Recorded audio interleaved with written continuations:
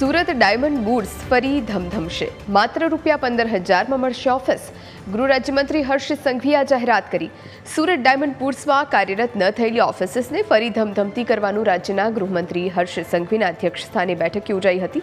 તેમાં નક્કી થયું. આ બેઠકમાં મૈધરપુરા હીરા બજારના વેપારીઓ, રાજ્યસભાના સાંસદ અને અન્ય કમિટીના સભ્યો સહિત વેપારી અગ્રણીઓ હાજર રહ્યા. સંઘવીએ જાહેરાત કરી કે હીરા વેપારીઓને ડાયમંડ બુર્સમાં માત્ર ₹15,000માં ઓફિસ મળશે.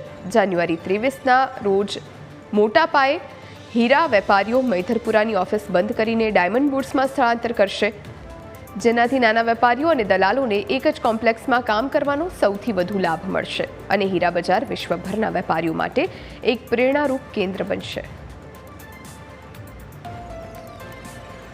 સૌ વેપારીઓએ સાથે મળીને નક્કી કર્યું છે કે મહાસુદ પાંચમ એટલે કે 23મી જાન્યુઆરીએ ખૂબ મોટા પાયે સૌ વેપારીઓ સાથે મળીને મૈધરપુરા અને બીજી ઓફિસો બંધ કરીને સુરત ડાયમંડ બુર્સ ખાતેની પોતાની ઓફિસમાં એ લોકાર્પણ કરશે, મુહૂર્ત કરશે અને જે દુનિયાનું સૌથી મોટું કોમર્શિયલ સેન્ટર બનાવ્યું છે, આ દુનિયાભરના લોકો માટે એક પ્રેરણારૂપ છે.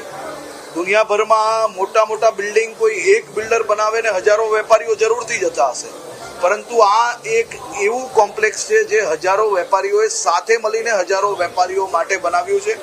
આ સંયુક્તપણે ચાલનાર કોમ્પ્લેક્સ છે અને હીરા બજાર એ દુનિયાભરના વેપારો માટે પ્રેરણાદાયી પરિવાર છે.